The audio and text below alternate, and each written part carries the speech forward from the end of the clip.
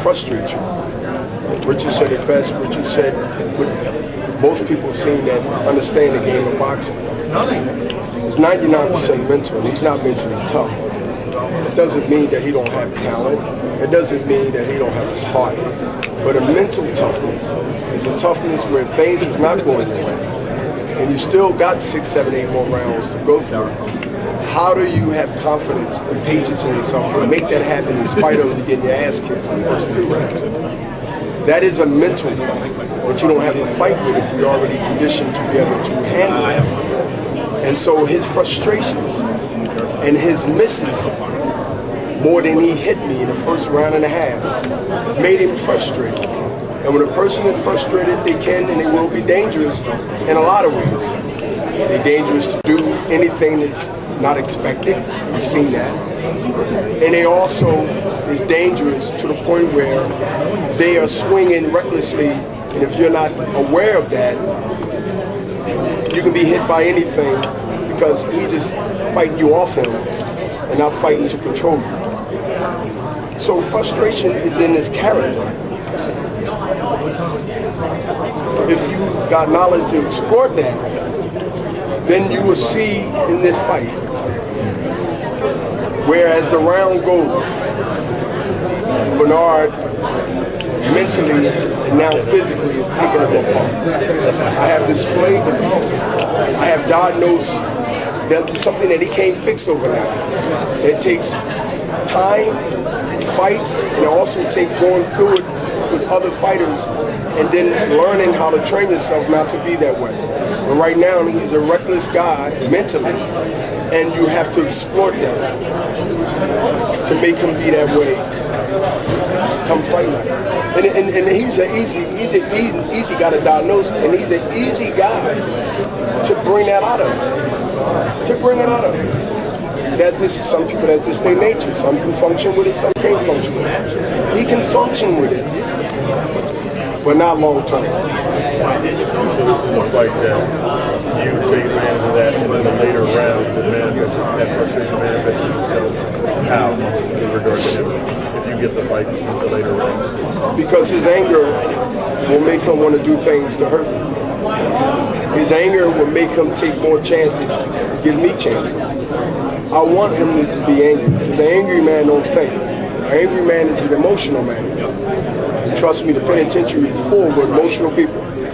And when you're emotional, you don't think. And so let him be emotional. I have nothing to say to the media that y'all haven't heard me say. The biggest comment today was no comment. Everything was said, even from his side and my side. I'm looking to look at the media and stare at them and not remember past fights. It's this fight that counts. And this fight that counts. And I'm not saying to the media that I got a grudge against you, but y'all are my motivation to say that Bernard Hopkins continues to display something that we can't understand. And that's okay, because I ain't the only one that walked this earth that people couldn't understand. I'm just one of those pictures that's under an athlete umbrella that you'd be like, yo, it's unbelievable, man. Unless I say, I can't blame me for my victory that I got in his head. If I'm quiet, they're gonna say, well, I'm getting in his head because I'm quiet. What I gotta do, show that I don't have to talk to win a fight. You win fights by fighting. You win fights by fighting. So I'm not gonna come and tell you about what happened with the ruling. Richard didn't even bring it up. He had the opportunity to bring it up because he was the first speaker. Because that's not what we're here for. And you know what? Whether who's wrong or right, we're fighting again. So why waste your time with the BS? Why come and start talking about what letter, this letter? They looked at the film. The film set me free, not my comments, not Richard's comments. What they seen, they did me a favor? Oh, they did the right thing. Because the right thing wasn't done that night. The referee, he has to say to himself, And he should pat himself on the back because I told him I was commending of you because you could have stuck to your guns. But once you seen the tape in LA, he said this should be a no decision, he said. He talking about no contest up here. Matter of fact, it's ruled a no decision. Check it. That's different than a no contest. No decision, there's nothing there. It's a blank there. We didn't even fight. So I could have said that on the podium, but I'll waste your time. No disrespect to you. You want to eat. Tim wants to go ahead and have a beer. Richard wants to get on a plane and do. Why waste your time with this stuff? Y'all already know what happened. Y'all are here to say what's going to happen next. And that's why I'd rather do my press conference talk right here to tell y'all that I didn't want to waste your time on that. So that's what we had to be quiet when I fought Kelly Cavalry. Because most people thought I was going to get knocked out. As Kerry Davis spoke at the podium, so when you have so many different views coming from people's opinion, and that's cool. Sometimes the best thing to say is nothing, especially from a guy that people know is so vocal. But even being so vocal, I'm just as powerful as I realize when I don't say anything. So I'm still winning, you know, if I don't speak. And what I mean by winning, they're going to question why I haven't said anything. That means I'm in control. That means that I don't have to get into a whole bunch of debate about something that most of y'all read about. I don't have to get into a debate on something that was already ruled about people I'd never known. From one commission to another commission. So the landscape that was set up as I was listening to very, very diligently of the speakers that came out. One, Richard Schaefer. Then Kerry Davis, then Gary Shaw, and only but one person, that is Gary Shaw, start talking about the past. You start talking about something that has nothing to do with now, in April 28th.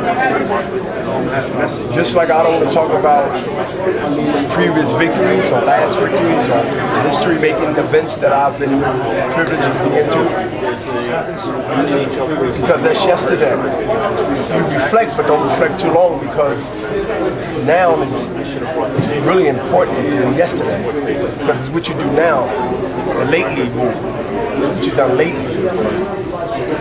And so I use all these comments from the first 2 or 3 speakers to set up what I was not going to say and play into that game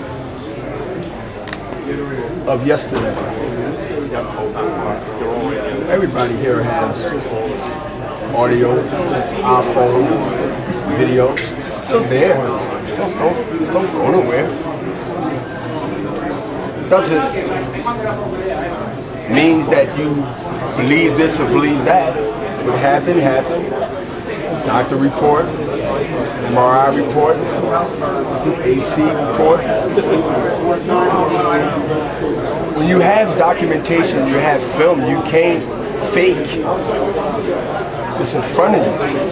And we know in history that Rodney King got beat down like a dog. He said it didn't happen. So understand we got some minds in the world that think that even though you see it, it really didn't happen. You shouldn't act like it happened. You should somehow think it was different. Well, we all knew he got his ass kicked, handcuffed. And I'm just bringing it out to let you know that there are all people that are amongst us in life. I'm not saying they're bad people, but they see different than what others see. No matter if that TV had 2 women on there right now, or a couple of people now, there's somebody who will tell you that that's not the case. So why go back to talk about stuff that happened then? Let's talk about it now.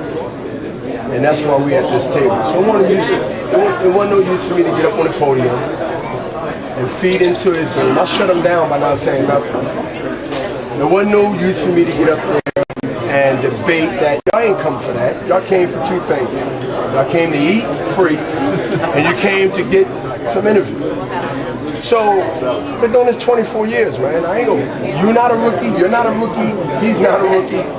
Most of y'all guys here in front of me are not rookies to the business that y'all do. I'm not a rookie either.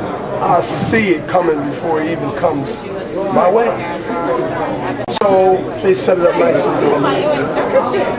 Look, man, everything was said was said. You got me good. From their side, from my side, it was said. You tell it. I'm looking to make history for the third time, maybe fourth. You got me good. I'm leaving out one.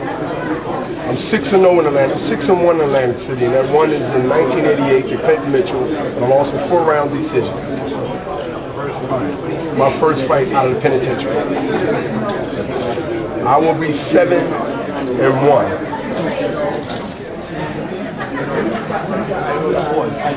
April 29th, that Sunday. Which is hard to do sometimes. The day after, or hours after.